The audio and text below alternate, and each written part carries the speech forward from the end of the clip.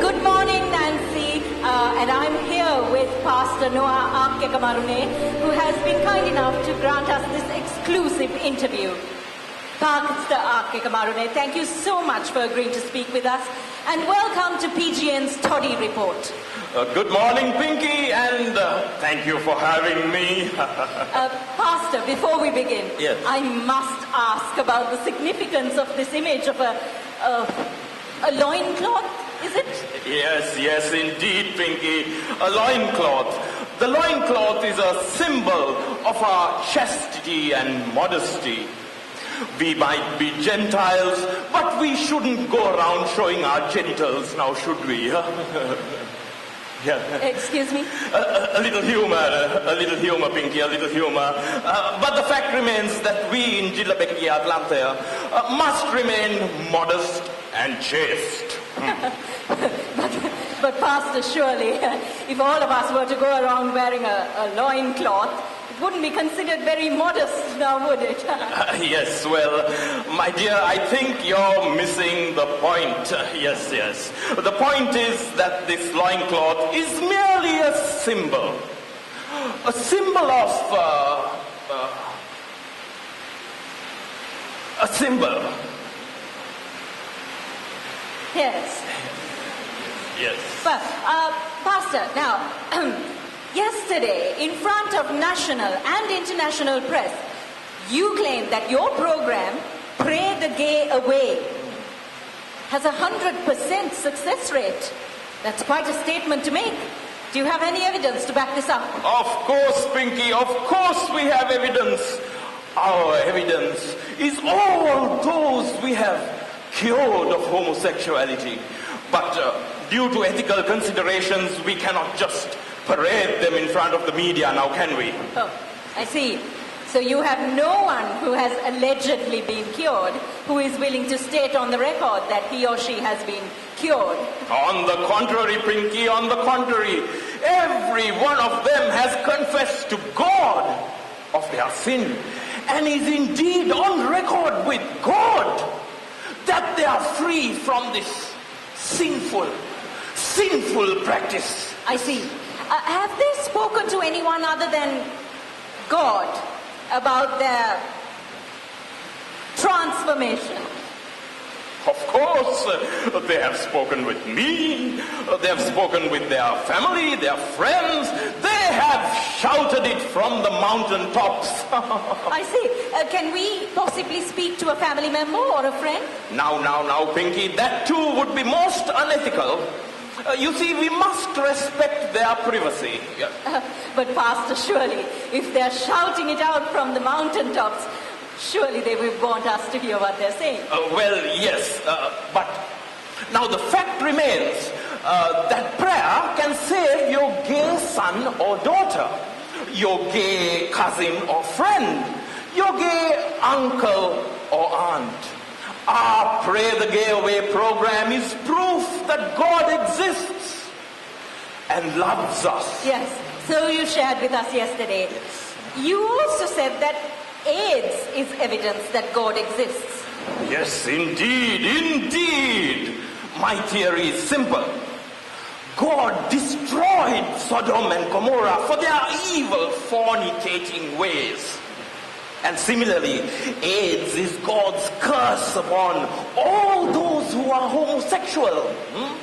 It is in fact imperative to both the soul and the physical body that you cease to be gay on God's good earth. Right. And what about the gay rights activists who have called you, and I quote, a bigoted, misinformed hate monger?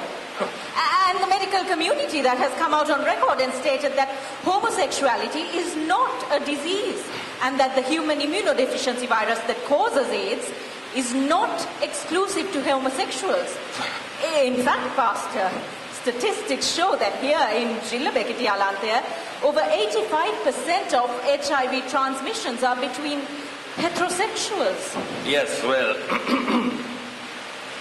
even Jesus was misunderstood. Are you saying you're Jesus, Pastor? Now, Pinky, don't put words in my mouth. All I'm saying is that sinners who do not repent and will keep on making up excuses for what they do and engage in pointless name calling. But facts are stubborn. Being gay is unnatural. God created Adam and Eve, not Adam and Steve. Indeed. But what about the doctors who have said that homosexuality is not a disease? Pinky, I can show you doctors who will say that cancer is not a disease for the right price. After all, we live in jillabekitiyalanthaya. Indeed. But what about those who aren't gay, who have HIV?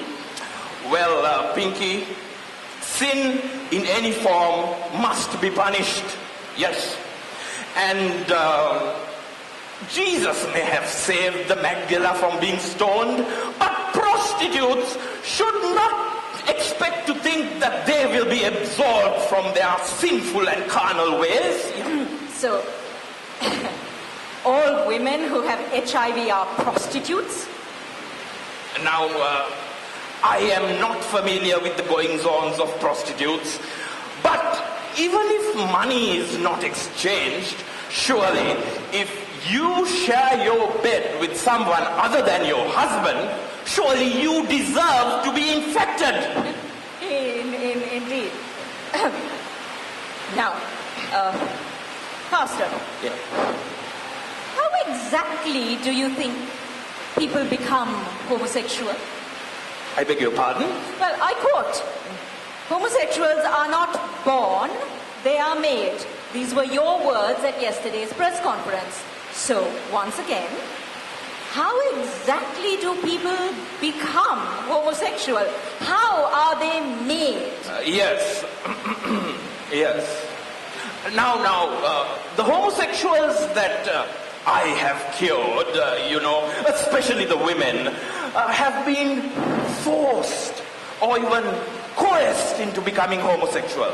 Now, we must understand that this does not happen on their own free will. And God has given us the gift of free will, Sister Pinky, and we must have the right to exercise it. Pastor, sure. Even if we agree with your argument of force and coercion, what about those who continue to be gay? For instance, Ellen DeGeneres, Elton John, our very own Tulip, Fire Time here in jillabekitiyalanthaya. Even if, as you say, they were forced and coerced into becoming gay, are you saying someone forces them into continuing to be gay? Well, perhaps not all of them are forced into continuing to be gay, but once they have strayed from the path, they find it very difficult to come back. So homosexuality is not a choice?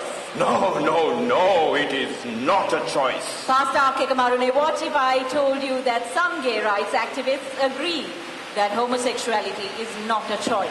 I beg your pardon? Well, choice indicates that you choose to be heterosexual, for example. Do you choose to be heterosexual? Or are you heterosexual full stop? I am as God has ordained me to be. Yes, and that is their argument too. Which brings us back to your Pray the Gay Away program. Yeah. Pastor, you said yesterday, and I quote, I bring them back to God through prayer. Yes, I bring them back to God. So you change their minds. No, Sister Pinky, God changes their minds. I am merely a vessel. And who changes them from being straight to gay in the first place? I mean, if we're all born heterosexual, who or what is it that forces people, as per your premise, to be gay? Yes, people. People who want others to be homosexual just like themselves. But Pastor, you just said that you were but a vessel and that it was God that changes people's minds. And if God is responsible for them through you not being homosexual or abstinent or heterosexual, fine. But who or what takes them away from God, to use your analogy, in the first place? I don't think I understand what you're saying. Do you believe in the devil, Pastor? I don't see how this is relevant to our conversation. Well, if God is responsible for people coming back from being gay, isn't it the devil that makes them homosexual? I can't see where this conversation is going. Pastor Akegamarune, do you pray the gay away or are you exorcising the homosexual beast? What? How dare you? It's not a fact that 5 years ago you performed an exorcism on your own daughter of 17. Madam, how because dare you you? found her in bed with a friend from school. This interview is at an end. But Pastor Akegamarune, is she not a lesbian still? Didn't your exorcism fail? How can you continue I to pray will the gay? You can pray the gay away when your prayers don't work on your own daughter.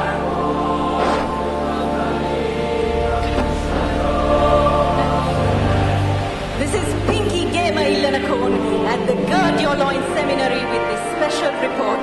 Back to you at the studio, Nancy. Pastor, you forgot your loin cap.